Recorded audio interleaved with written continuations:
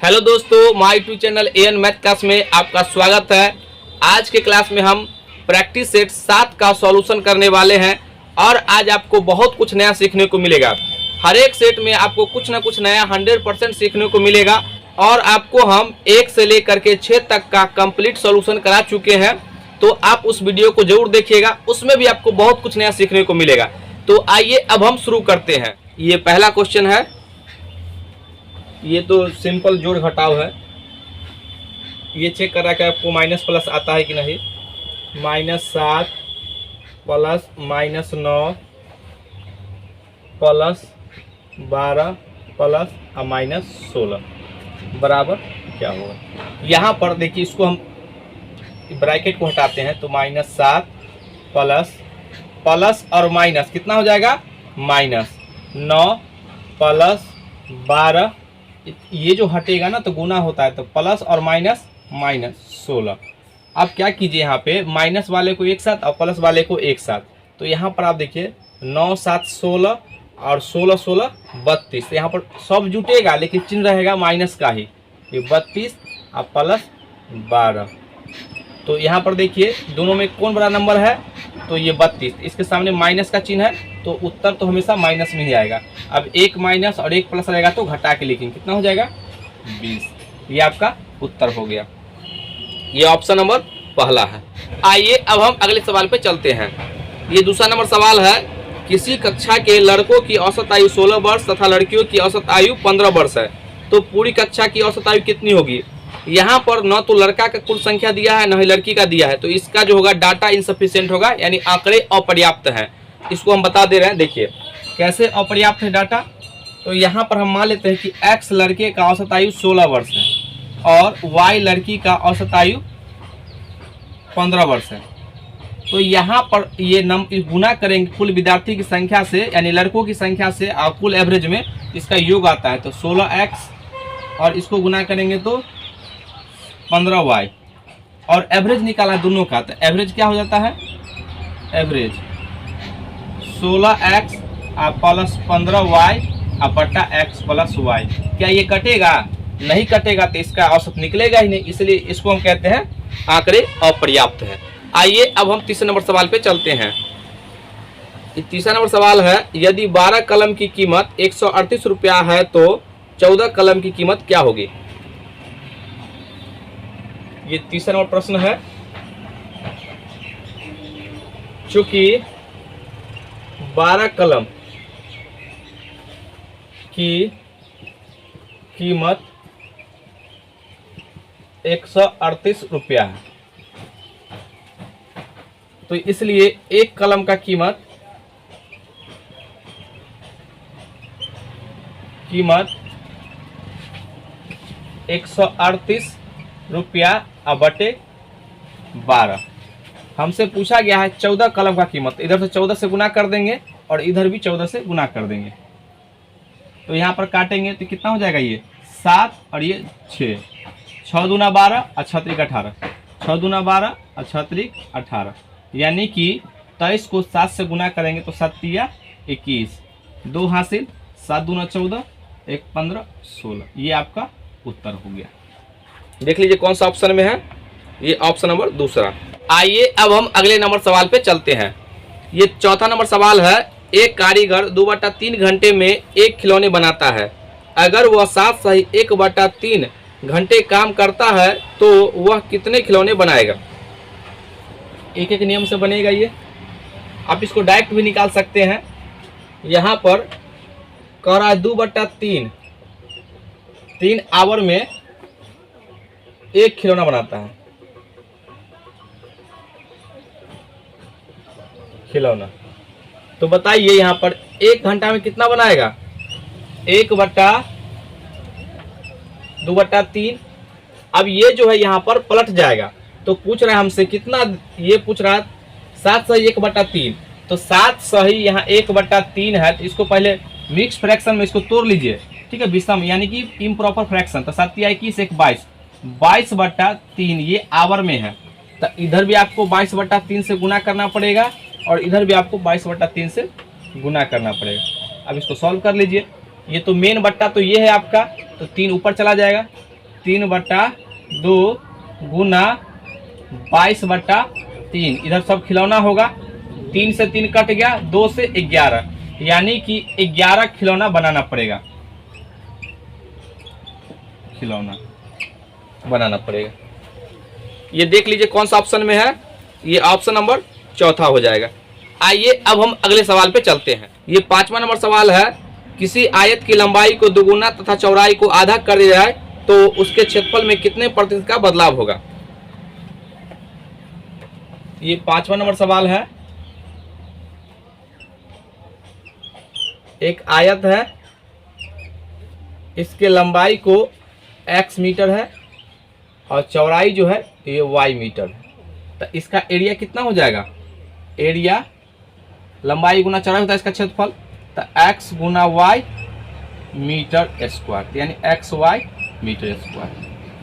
अब कह रहा है इसके लंबाई को दुगुना कर दीजिए और चौड़ाई को आधा कर दीजिए, तो ये लंबाई जो हो जाएगा आपका 2x मीटर और चौड़ाई y/2 मीटर, आधा करने के लिए कहा है। तो इसका एरिया कितना हो जाएगा, तो लंबाई गुना चौड़ाई होता है इसका एरिया, तो 2x गुना y/2 मीटर स्क्वायर, ये 2 से 2 कट गया, तो xy मीटर स्क्वायर। अब देखिए यहाँ पर ये शुरू में भी xy है और अभी भी xy है, तो क्या कोई परिवर्तन होगा, तो कोई परिवर्तन नहीं होगा। यहाँ पर आप घटा के लिख सकते हैं, तो 0 बट्टा मूल xy गुना 100, तो 0 आ जाएगा, कोई बदलाव नहीं होगा। अब देख लीजिए इसका ऑप्शन कौन है, तो इसका चौथा नंबर होगा, कोई बदलाव नहीं होगा। आइए अब हम अगले सवाल पे चलते हैं। ये 6वां नंबर सवाल है, किसी शहर की आबादी जो है 1,33,575 से बढ़कर 1,38,918 हो गई, तो बढ़ोतरी प्रतिशत क्या होगा। ये परसेंटेज का सवाल है। शुरू में जो है जनसंख्या कितना रहा है, 1,33,575, और अब कितना हो गया है, तो यहाँ पर हम लिखते हैं अब जो है 1,38,918, तो कितना वृद्धि हो गया, तो यहाँ पर घटाएंगे तो वृद्धि जो है, आप इतना नहीं लिखे डायरेक्ट लिखिएगा, क्योंकि हमको समझाना है। तो घटाएंगे तो कितना हो जाएगा, 3, यहाँ पे घटाएंगे तो 11 में से 7 गया तो 4, ये हो जाएगा आपका 8, 8 में से 5 गया तो 3, उसके बाद ये हो जाएगा आपका 8 में से 3 गया तो 5, यानी कि 5,343 वृद्धि है। तो वृद्धि परसेंट निकालेंगे, 53, 43, अब बट्टा, हमेशा परसेंटेज मूल से निकालते हैं, तो ये 1,33,575 गुना 100, यहाँ पे तो कहीं 5 लग नहीं रहा है, इसको काटेंगे तो 25 चौका 100, यहाँ पर 25 से कटेगा, क्योंकि अंतिम जो 2 अंक है 25 से कटता है, तो काटेंगे इसको 25 से, तब 25 पंचे 125, तो यहाँ पर 8, 25 तिया 75, 107, 25 चौका 100, आप 25 चौका 100, 25 तिया 75। देखिए ये दोनों सेम आ गया ना, तो ये से ये कट गया। तो ऐसे जब डाटा बहुत बड़ा रहेगा तो जरूर कटने वाला देगा आपको। तो ये तो कट गया, एक को 4 से गुना करेंगे कितना गया 4, यानी कि 4% का वृद्धि हो गया। आपका ये जो है ऑप्शन आ गया चौथा नंबर। आइए अब हम अगले सवाल पे चलते हैं। ये 7 नंबर सवाल है, वह छोटी से छोटी संख्या बताइए जिसे 6, 7, 8, 9 तथा 12 से भाग देने पर शेषफल 1 प्राप्त हो। इसको आप ऑप्शन से बना सकते हैं और बेसिक से भी बना सकते हैं। यहाँ पर अगर आपका एलसीएम लेने का तरीका सबसे फास्ट होगा तो आप इसको बेसिक से बनाइए। यहाँ पर लिखा हुआ है 6, 7, 8, 9 और 12, इसका एलसीएम कितना हो जाएगा, इसका एलसीएम हो जाएगा, यहाँ पर देखिए एलसीएम आप बेसिक जैसे आपको आता है उस तरह ले सकते हैं। हम इसको ऐसे लेते हैं, जैसे 12 है ना, तो इसको हम लिखते हैं 3 गुना 4। अब देखिए 9 से नहीं कट रहा, तो इसमें 1 3 से गुना करेंगे तो 9 से, अब 9 इसको काट देगा, प्रत्येक सौ काटते हैं इसको। तो यहाँ पर 4 है, 1 2 से गुना करेंगे तो इससे भी कट गया। अब 7 है तो 1 7 से गुना कर देंगे, और 6 से तो कट ही गया। तो यहाँ पर देखिए 7 या 21, 21 दूना 42, 42 को 12 से गुना करेंगे, 42 को 12 से गुना कीजिए, तो 12 चौक 48, 480, अब 12 दूना 24, तो 480, तो यानी कितना हो जाएगा 12 दूना 24, तो यानी कि आपका हो जाएगा 504। और आप प्रत्येक दशा में एक शेष बचे, तो जितना बचने के लिए कहेगा उसमें ऐड कर दीजिए। अगर 1 कहेगा तो 1, 2 कहेगा तो 2, 3 कहेगा 3, जितना कहेगा शेष उतना इसमें ऐड कर दीजिए। तो आपका जो नंबर हो जाएगा 505, यही आपका उत्तर हो जाएगा। अगर आप इसको ऑप्शन से बनाना चाहते हैं तो कैसे बनाएंगे, ऑप्शन भी अप्लाई करना सीखिए। 515, दूसरा 502, तीसरा 525 और चौथा 505। कह रहा है कि एक शेष बचे, तो हम सबसे पहले घटा लेते हैं ताकि ये कट जाना चाहिए। सब में एक घटा लीजिए, सब में एक घटा लीजिए, कितना आ जाएगा 514, 501, 524, 504। अब यहाँ पर कुछ जो होगा, जो फैक्टर है आपको लग रहा है कि इससे कटना चाहिए। देखिए पहले हम क्या करते हैं, 9 से चेक करते हैं, 9 से। तो देखिए यहाँ 5, 4, 1, 5, 5, 10, 9 से कटेगा, नहीं कटेगा। 9 का रूल कहता है यदि संख्या के अंकों का योग अगर 9 से कटता है तो पूरी संख्या 9 से कटेगा, तो नहीं कट रहा है। 5, 1, 6 ये भी 9 से नहीं कट रहा है, ये 4, 2, 6, 5, 11 ये भी नहीं कट रहा है, 5, 4, 9 ये भी इससे कट रहा है। अब सबसे कटेगा ये 12, 4, 48, 12, 2, 24, 7 देखिए 7, 49, 7, 2, 24, 7, 2, 14। तो ये आपका ऑप्शन नंबर चौथा हो गया। तो इस तरीके से हम इसका ऑप्शन का प्रयोग करते हैं। आइए अब हम अगले नंबर सवाल पे चलते हैं। ये 8वां नंबर सवाल है।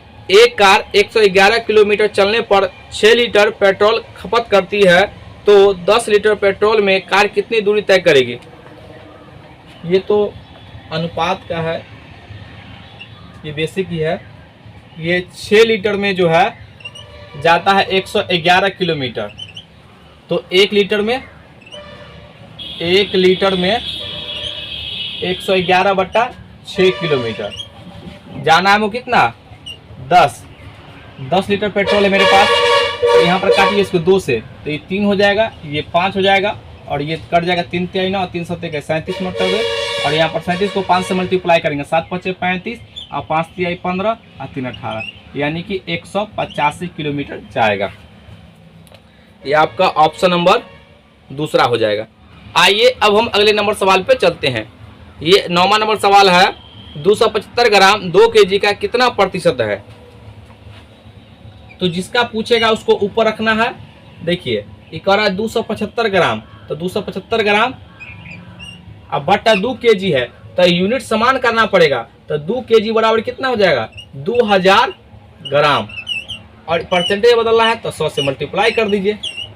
तो 2 0 से 2 0 कट जाएगा, इसको काटिए। पहले यहाँ पर 1 0 है रखा हुआ, 2 से काटेंगे कितना हो जाएगा, और ये यूनिट से यूनिट कट जाएगा। तो 1 2 तिहाई 6 और 2 7 14 और यहाँ पर 0.5, और पहले से 1 0 यहाँ पर है, तो ये जो पॉइंट यहाँ पे आ जाएगा ना, तो आपका आ जाएगा 13.75%। ये देख लीजिए, ये आपका ऑप्शन नंबर दूसरा हो जाएगा। आइए अब हम अगले नंबर सवाल पे चलते हैं। ये 10वां नंबर सवाल है। एक व्यक्ति अपनी आय का 35% भोजन पर एवं 25% बच्चों की शिक्षा पर खर्च करता है। शेष धन का 80% वह घर के किराए पर खर्च करता है। अपनी आय का कितना प्रतिशत बचाता है। ये अच्छा सवाल है। तो यहाँ पर मान लीजिएगा, माना आय बराबर 100 मान लीजिएगा, इससे आसान होगा। आप x भी मान के बना सकते हैं, लेकिन लास्ट में x कट ही जाएगा, इसलिए उसको बनाने की जरूरत नहीं है। आप यहाँ पे 100 मान लीजिए। ये 100 रुपए इनकम करता है, इसमें से वह भोजन पर जो है 35% खर्च करता है और शिक्षा पर 25%। तो दोनों मिलाकर के कुल कितना खर्च कर दिया, तो 60% जो है, दोनों को जोड़ दिए तो 60% खर्च कर दिया। तो बताइए यहाँ पर ये टोटल 100 रुपया कमाता है, इस 60% खर्च कर दिया तो कितना बचत किया, तो कितना बचा रहा है। तो शेष जो है 60, यानी कि 100 का 40% बचा रहा है ना। ये इतना अभी बचा हुआ है, शेष इतना बचा हुआ है। अभी इसको काट नहीं रहे हैं, लास्ट में काटेंगे। अब कह रहा है शेष धन का 80% जो है, शेष धन का 80% खर्च कर देता है, यानी कि घर के किराए पर। तो कितना 80 खर्च कर दिया, तो 20 ने बचाया। तो यहाँ पर बचत लिखेंगे, बचत। तो यहाँ पर हो जाएगा 100 गुना 40%, अभी नहीं काट रहे हैं, 80 किराया पर दिया तो 20% बचत किया है, 20%। ये परसेंट हटेगा तो नीचे 100, और ये परसेंट हटेगा तो नीचे 100। अब काट लीजिए इसको, 2 0 1 2 और 2 से 2 कट गया, 4 दूना 8, ये 8 आ गया, यानी कि इतना बचत किया है। तो बचत प्रतिशत क्या हो जाएगा, बचत प्रतिशत 8 को ऊपर रखिए नीचे 100, इसलिए हम यहाँ पर 100 से भाग देंगे, चूंकि ये आई 100 ही माने हैं, और 100 से गुना कर दीजिए। यहाँ पे ये 100 से 100 कट गया, कितना आ गया 8%। ये आपका उत्तर आ गया। अब डायरेक्ट यहाँ पर भी कह सकते थे 8%, चूंकि इसका बेसिस 100 है तो 100 से गुना करेंगे तो कट ही जाएगा। ये आपका ऑप्शन नंबर ये पहला हो गया। आइए अब हम अगले सवाल पे चलते हैं। ये 11 है, 1% का आधा दशमलव समतुल्य बताइए। ये 11 नंबर सवाल है। 1% का आधा पूछ रहा है, 2 से भाग दे दीजिए। दशमलव में पूछा कितना होगा, तो यहाँ पर 1, ये परसेंट हटेगा तो नीचे 100 और 2 से भाग देना है। तो पहले आप क्या कीजिए, इसको ये छोड़ दीजिए, पहले 2 से भाग दीजिए, कितना आएगा 0.5 अब बटा 100। तो 2 0 यानी दशमलव को 2 अंक इधर घसकाना है, तो 0 लगाएंगे, 0.005, ये आपका उत्तर आ जाएगा। देख लीजिए कौन सा ऑप्शन में है, ये आपका पहला नंबर ऑप्शन है। ये 12 नंबर सवाल जो है, ये इसका स्थानीय मान का है अंतर ज्ञात करने के लिए 12 नंबर सवाल है। यहाँ पे दिया गया है आपको 7,000,070 कह रहा है इसके 7 के स्थानीय मानों का अंतर। तो सबसे पहले बताइए, पहले बड़ा का स्थानीय मान निकालेंगे। 7 इधर कितना है अंक 5, तो 5 को 0 और 7 का स्थानीय मान, ये 7 का स्थानीय मान, तो कितना हो जाएगा 7 और इधर 1 अंक तो 0। अब कह रहा है दोनों का अंतर, यहाँ पर आपको 2-3 सवाल पूछा जा सकता है। अंतर कह रहा है पहले घटा के देख लेते, 0 3 9 9 9 और ये 6 हो जाएगा। ये आपका उत्तर हो गया। ऑप्शन नंबर आपका ऑप्शन नंबर हो जाएगा ये पहला। यहाँ पर आपको जो है पूछा सकता है इसका योग कितना होगा, योग कहेगा तो कैसे कीजिएगा, तो योग कहेगा तो यहाँ पर 7, यहाँ पे 000,070। अगर गुना कहेगा तो आप इसको गुना भी कर सकते हैं, ठीक है ना। यहाँ पर देखिए 5 को 0 1 6 को हो जाएगा 749। यहाँ पर आपको जोड़ कहे, गुना कहे, अंतर कहे तो आप इसको आसानी से हल कर लेंगे। आइए अब हम अगले सवाल पे चलते हैं। ये 13 नंबर सवाल है। ये इसका HCF निकालना है भिन्न का। सवाल को हम लिखते हैं 13 नंबर, 9/10, 12/25, 18/35। यहाँ पर इसके 2 फार्मूले हैं, इसको याद रखिएगा। भिन्नों का HCF, यहाँ पर हमको HCF पूछा है तो याद करने का तरीका, HCF का मतलब अंशों का HCF। यहाँ पर लिखिएगा अंशों का HCF बट्टा हरों का LCM।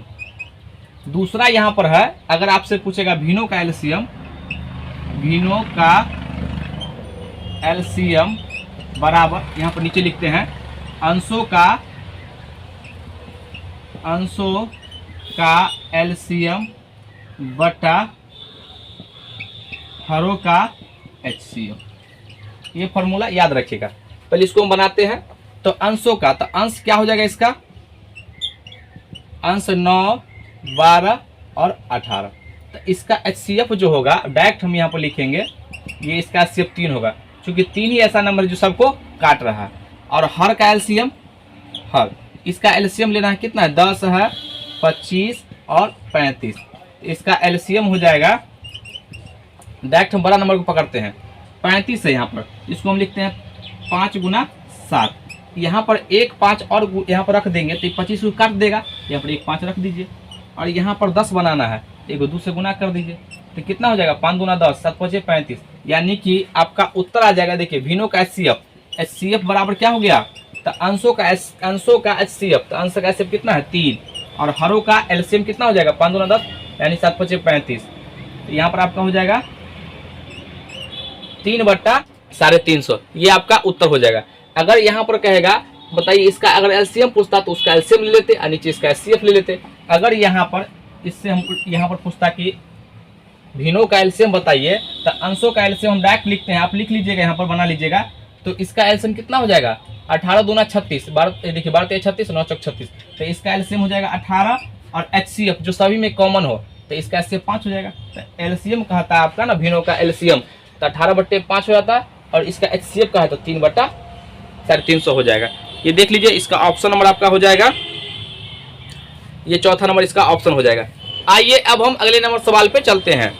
ये 14 नंबर सवाल है, एक संगठन में 20 कर्मचारियों का औसत मासिक वेतन 1600 रुपया है। यदि मैनेजर का वेतन जोड़ दिया जाए तो औसत वेतन 100 रुपया बढ़ जाता है। मैनेजर का मासिक वेतन क्या है? पहले हम इसको जो है बेसिक समझाते हैं, फिर उसका शॉर्टकट तरीका बताएंगे। यानी 20 कर्मचारी है, कर्मचारी का जो यानी वेतन का योग हो जाएगा, डायरेक्ट हम लिखते हैं वेतन का योग, यानी पूरा मेंबर से गुना कर देंगे और उसके औसत से तो योग आ जाएगा। तो 1600 गुना 20, ये हो जाएगा 16 दूना 32 000, यानी कि इतना रुपया हो गया। उसके बाद करा मैनेजर के साथ, तो अब मैनेजर के साथ करेंगे तो 21 आदमी हो जाएगा। 21 मैनेजर के साथ 21 कर्मचारी, इसमें मैनेजर भी मिक्स है। कर्मचारी का वेतन का योग तो यहाँ पर अब मेंबर कितना हो गया? पहले 20 था, अब 21 हो गया। और यहाँ पर उसका अब पहले था 1600 उसका औसत वेतन, अब मैनेजर आने से 100 बढ़ गया तो 1700 हो जाएगा। तो यहाँ पर 1700 से गुना कर देंगे। अब गुना करेंगे ये 17 एकम 17 के साथ, 17 दूना 34 और 1 35, यहाँ पर 00। ये जो हो गया आपका मैनेजर के साथ। तो अब हमसे पूछा गया है खाली मैनेजर का, तो 20 कर्मचारी तो इसमें भी ना मिला हुआ है, तो 20 घटा देंगे तो एक मैनेजर बचेगा मैनेजर का। तो यहाँ पर इसको घटा लीजिए, ये वाला यहाँ से इसको घटा लीजिए। तो घटाने के बाद कितना आएगा? तो यहाँ पर हम लिखेंगे मैनेजर का वेतन कितना हो जाएगा?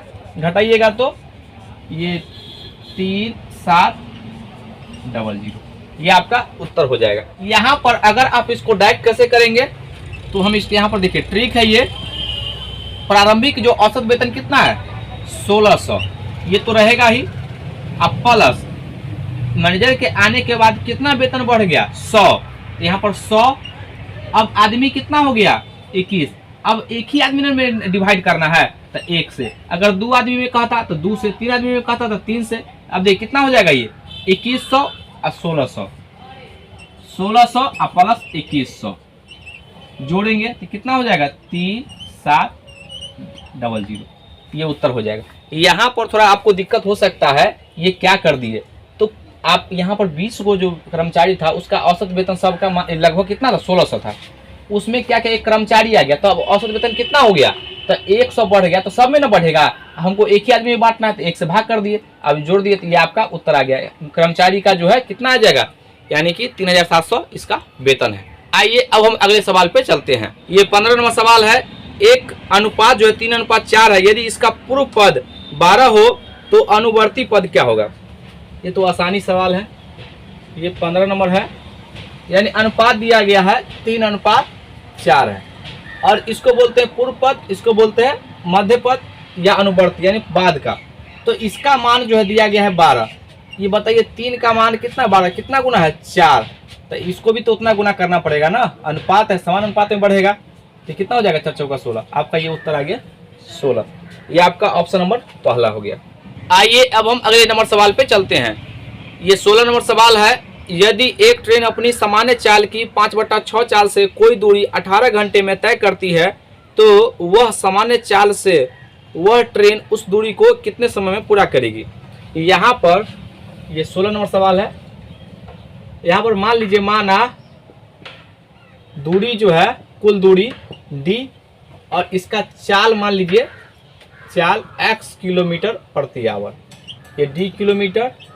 तो बताइए समय क्या हो जाएगा? समय d/x किलोमीटर, इसका d/x आवर हो जाएगा इतना में। लेकिन सवाल में कहा है कि जो इसका चाल है ना, उसके चाल का जो है यानी x गुना 5/6 चाल से चलता है, ठीक है, किलोमीटर प्रति आवर। तब जो है उसको 18 घंटा लगता है। तो बताइए चाल हो गया और दूरी तो d है, ये चाल हो गया और दूरी तो d है, तो यहाँ पर इस दूरी को इस चाल से चलेगा तो कितना समय लगेगा? तो समय जो हो जाएगा यहाँ पर समय d किलोमीटर बट्टा 5x/6 किलोमीटर प्रति आवर बराबर, यहाँ पे सवाल में दिया गया है कि 18 घंटा लगता है, तो 18 घंटा, ये देखिए किलोमीटर से आवर, किलोमीटर से किलोमीटर कट जाएगा, आवर से आवर कट जाएगा। अब ये 6 ऊपर चला जाएगा, तो यानी कि ये हो जाएगा 6 गुना डी अब बट्टा 5 इंटू एक्स बराबर 18, 6 त्रिक 18। ये यहाँ पर 5 को डायरेक्ट हम इधर भेजेंगे, ठीक है ना, तो ये हो जाएगा आपका डी बट्टा एक्स बराबर कितना हो जाएगा 5 तिहाई 15। यहाँ पर देखिए दूरी को जब आप चाल से भाग देंगे, दूरी को जब चाल से भाग देंगे तो वह समय आता है, यानी कि एक्चुअल समय तो यही था, इतना के बराबर कितना मान आया 15 घंटा। यानी कि अगर वह इस तरीके से चलेगा, ये x किलोमीटर प्रति घंटा के चाल के स्पीड से, तो उसको 15 घंटा लगेगा। आइए अब हम अगले सवाल पे चलते हैं।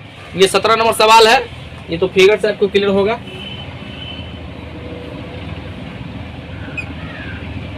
ये बी ओ, ये डी, ये ए है और सी, ये 60 डिग्री, ये 40 डिग्री। तो हमसे पूछा गया ये कोण कितना होगा। यहाँ पर एक रेखा पर जो कोण बनता है उसको 180 डिग्री कहते हैं, रिजु कोण कहते हैं। इसमें से दो कोण दिया गया है, तो 180 डिग्री में से आप ये दोनों को जोड़ के घटा लीजिएगा, ये 60 और 40 कितना हो जाएगा 100, घटाइए 100 डिग्री कितना हो जाएगा 80 डिग्री। तो यहाँ पर कोण कितना निर्माण होगा 80 डिग्री का। देख लीजिए कौन सा ऑप्शन में है, ये ऑप्शन नंबर 3। यहाँ पर इसको हम कहते हैं रैखिक युग्म। एक रेखा पर, एक सीधी रेखा पर जो कोण बनता है उसको बोलते हैं 180 डिग्री, उसका नाम है रिजु कोण या सरल कोण। आइए अब हम अगले नंबर सवाल पे चलते हैं। ये 18 नंबर सवाल है। निम्नलिखित में से कौन सा कथन सत्य है। पहला, शून्य एक विषम संख्या है, शून्य एक सम संख्या है। तीसरा, शून्य एक अभाज्य संख्या है। और चौथा, शून्य न तो सम है और न ही विषम है।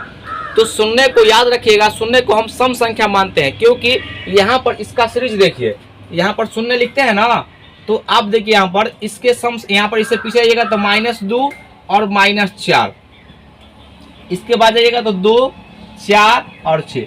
सम संख्या का सीरीज क्या होता है, जो अगर हम किसी सम संख्या में जोड़ते हैं तो अगला 2 जोड़ेंगे तो अगला सम संख्या मिलना चाहिए। इसमें 2 जोड़ दिए तो ये -2 आ गया, इसमें 2 जोड़ दिए तो 0 आ गया, इसमें 2 जोड़े तो ये आ गया। तो देखिए फुलफिल हो रहा है ना, तो इसलिए जो है हम शून्य को सम संख्या मानते हैं। आइए अब हम अगले सवाल पे चलते हैं।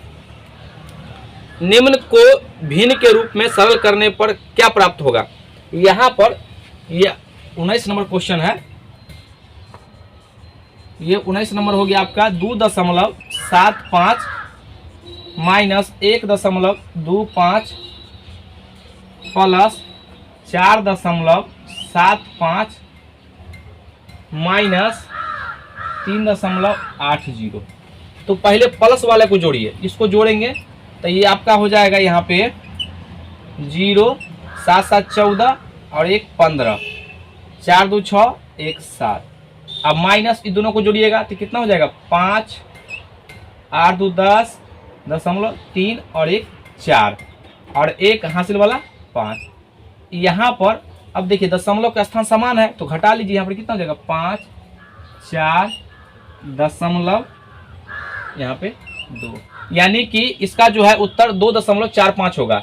यहाँ पर ये देख लीजिए कौन सा ऑप्शन में, इसमें पूर्णांक में दिया है तो इसको तोड़ लीजिए। यहाँ पर प्लस का साइन रहता है तो 2 प्लस 0.45। यहाँ पर दशमलव हटेगा तो नीचे कितना आएगा 100। अब काटिए कैसे, 5 नंबर 45, यहाँ पर कितना 20।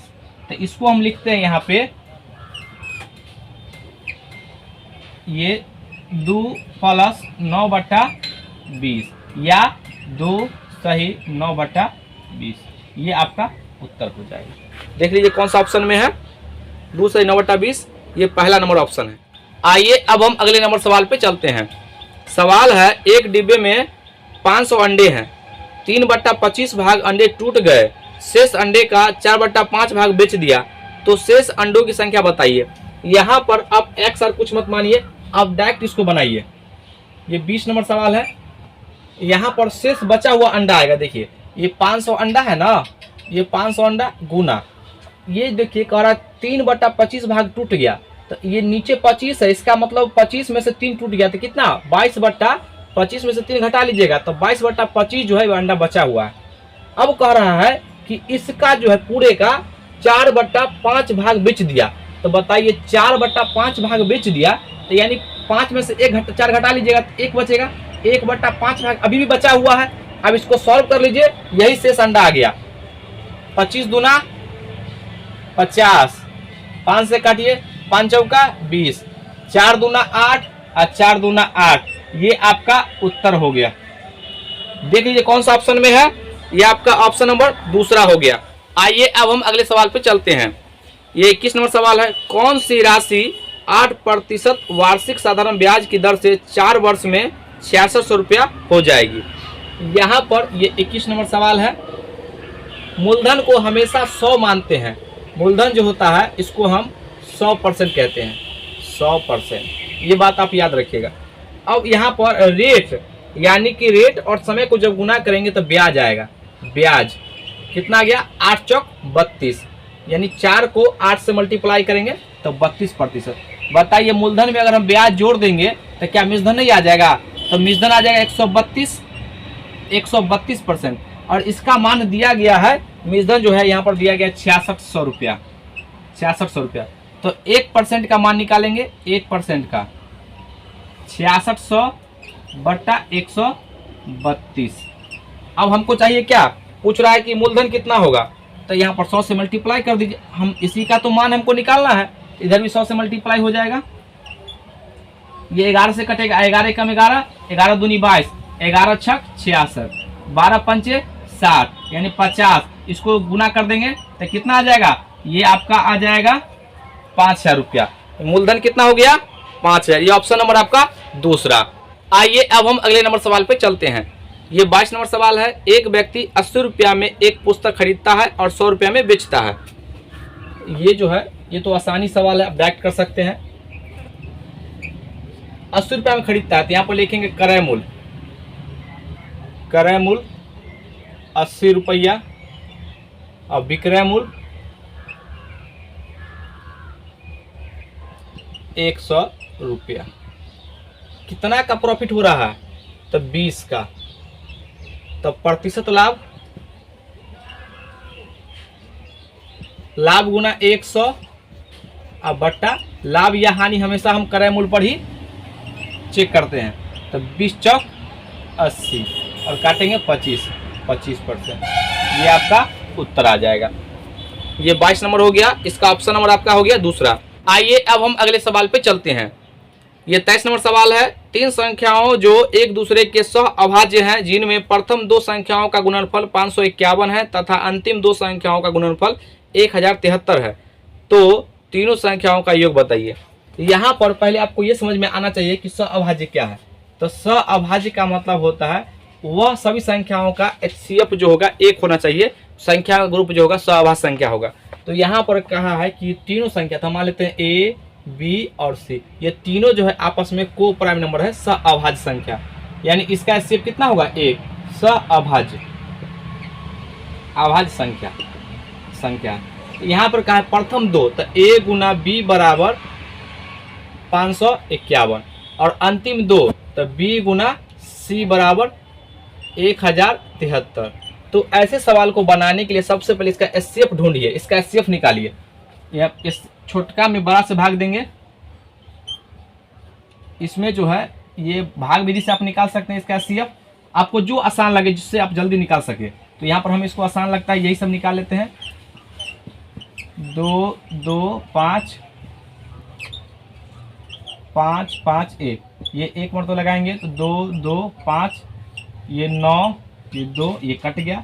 ये देखिए यहाँ पे 522, तो यहाँ पे 29 एकम 29 और 9 3 12, ये आपका हो जाएगा 2 और यहाँ पे ये 2, तो यहाँ पे 2 आना चाहिए। तो 9 8 72 और 9 दूना 8 दूना 16, 4 20 और 3 23, ये जो है कट गया। तो यानी इसका HCF कितना आ गया, हम ये क्यों निकाल रहे हैं, HCF इसका 29 आ गया। हम HCF इसलिए निकाल रहे हैं कि इसका जो कोई फैक्टर होगा इसका, तो यहाँ इसका जो फैक्टर होगा एक होगा 29 और यहाँ पर गुना 29 एकम 29, यहाँ पे भाग लगाइए 29 एकम 29 और ये ऐसे देखिए 551, 29 से भाग लगाइएगा तो 29 से कम 29, यहाँ पर हो जाएगा 6, ये 2 और 1। यहाँ पर देखिए 9 9 81, 9 1 यहाँ पर 1 आ रहा है तो 9 से लगेगा, तो 9 9 81 और 9 दूना 18 और 8 26। यानी कि इसको जब फैक्टर किए, इसको तोड़े तो 29 गुना 19 आ गया। यहाँ पर अब जो है इसको तोड़ेंगे तो यहाँ पर एक ही सवाल में देखिए, एक ही सवाल में बी दोनों अलग अलग कैसे हो सकता है। इसका मतलब बी जो होगा यहाँ पर 29 होगा गुना। अब इसको भाग दीजिए 29 से, यानी 10 73 को हम 29 से भाग देंगे तो 29 तिहाई 87, ये घट के 0 2 और 3, लास्ट में 3 आना चाहिए। किससे गुना करेंगे तो 9 सत्ते 7 से गुना करेंगे तो 9 सत्ते 3 और 7 गुना 14 6 20, कट गया ना। तो यहाँ पर ये आ जाएगा आपका 37 आ गया। और इसको सबको जोड़ दीजिए, a प्लस बी प्लस सी, तो यहाँ पर कोई भी एक 19 ले लीजिए, दोनों में कॉमन भी है तो 29 हो जाएगा और ये 37। इसको जोड़ेंगे, देखिए 9 9 18 और 7 कितना हो जाएगा 18 और 7 25 के 5 और 3 2 5 1 6, अब 6 और 2 8, ये आपका उत्तर आ जाएगा 85। ये आपका ऑप्शन नंबर ये चौथा आ जाएगा। आइए अब हम अगले नंबर सवाल पे चलते हैं। ये 24 नंबर सवाल है। यहाँ पे पहले सवाल से ही क्लियर होगा आपको। ये 36 भागा -9, तो यहाँ पर 9 से इसको भाग देंगे तो कितना हो जाएगा, यहाँ पर लिखते हैं 36 बटा -9, 9 चौक 36 यानी -4 इसका उत्तर हो जाएगा। ये आपका ऑप्शन नंबर दूसरा हो जाएगा। ये अब 25 नंबर क्वेश्चन पे चलते हैं।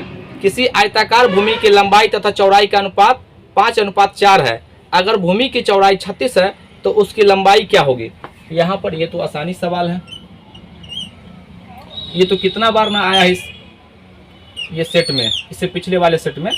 यहाँ पर ये जो लंबाई जो है दोनों का अनुपात दिया गया है, ये 5 है तो यानी L अनुपात B बराबर 5:4 दिया गया है। यहाँ पर कहा है कि चौड़ाई जो है ये 36 है, तो ये चौड़ाई यहाँ पर दिया है 36, ये कितना गुना है 9 गुना ना, तो अनुपात तो समान अनुपात में बढ़ता है, इसको भी 9 गुना करेंगे तो 9 5 45, यानी इसका लंबाई कितना हो जाएगा 45 मीटर। आज का वीडियो कैसा लगा, अगर वीडियो अच्छा लगे तो इसको लाइक कीजिए, सब्सक्राइब कीजिए और शेयर करना ना भूले, साथ ही साथ कमेंट तो आपको करना ही करना है। आज के लिए यहीं तक, जय हिंद जय भारत।